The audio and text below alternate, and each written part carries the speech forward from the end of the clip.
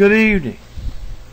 My name is Brian Kuntz, and this is my presentation on antisocial personality disorder and the characteristics and temperament of people who have it.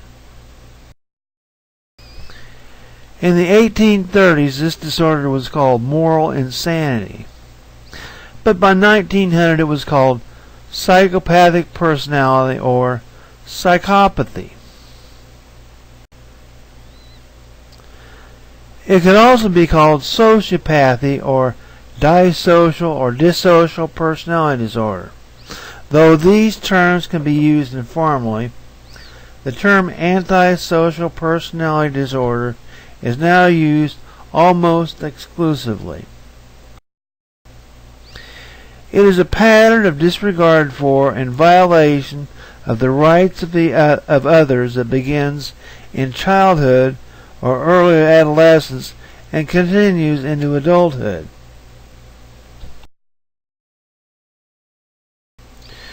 It is classified as an Axis II type disorder and listed under the personality disorders, implying that it constitutes an enduring pattern of inner experience and behavior that deviates markedly from the expectations of the individual's culture.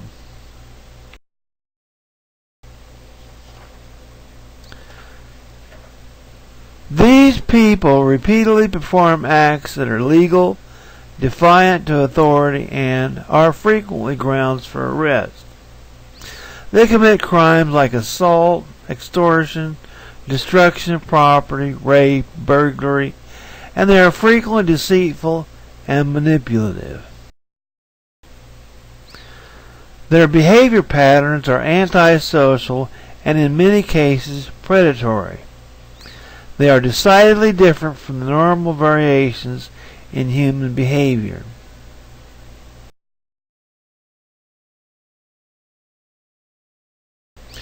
These people are quite often dangerous to society at large, but always lack the capacity for compassion or empathy in their daily interactions. In many cases, they appear to not quite understand the compassion thing, and they are often at odds with society at large. They perceive themselves to be victims. What compassion they may appear to exhibit is a ruse to gain access to privileges or a means to take advantage of someone or some group at a later point in time, or something I will call impression management. The act of deceiving someone involves creating an illusion or a cloak of respectability to be used as political capital or credibility. They tend to believe that they are better than anyone else, and all their expressed feelings are part of a ruse to influence others, and very little else.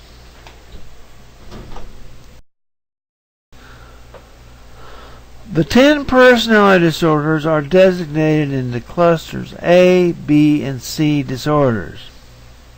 Cluster A disorders are marked by odd or eccentric behaviors. They include paranoid, schizoid, and schizotypal disorders. Cluster B, the dramatic and erratic type disorders, includes notably the antisocial personality disorder, along with borderline, histrionic, and narcissistic personality disorders. Cluster C, the anxious and fearful disorders, includes the avoidant, dependent, and obsessive compulsive personality disorders.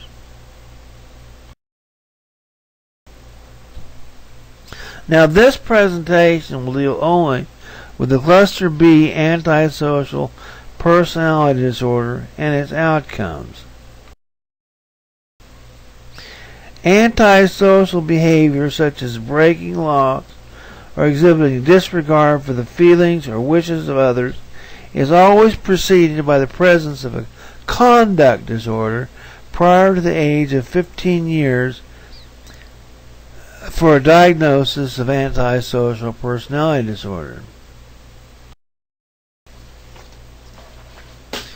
Conduct disorder includes behaviors such as truancy, running away from home, deliberate destruction of property, torturing animals, lying for malicious reasons, and behaving in a way that would result in being called a bad kid or a bad seed before the age of 15 years.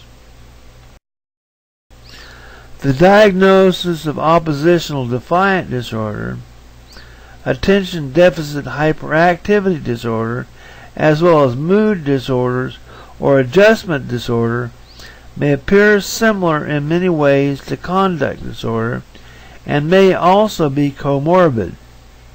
Yet, these disorders do not necessarily preclude antisocial personality disorder in the same way that conduct disorder does.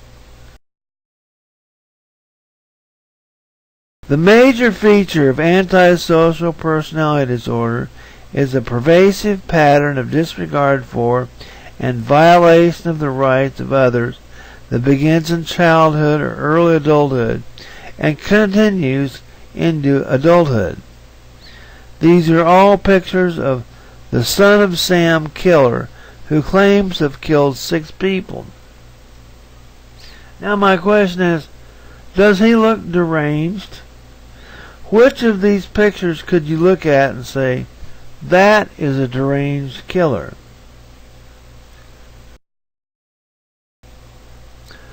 People with this disorder not only lack empathy, they tend to be callous, cynical, and contemptuous of the feelings, rights, and sufferings of others. They tend to be consistently irresponsible in regards to employment, and they may have many rationalizations in regards to other people they have harmed, either through neglect of their own responsibilities or actual harm they cause as a way to meet their own selfish desires.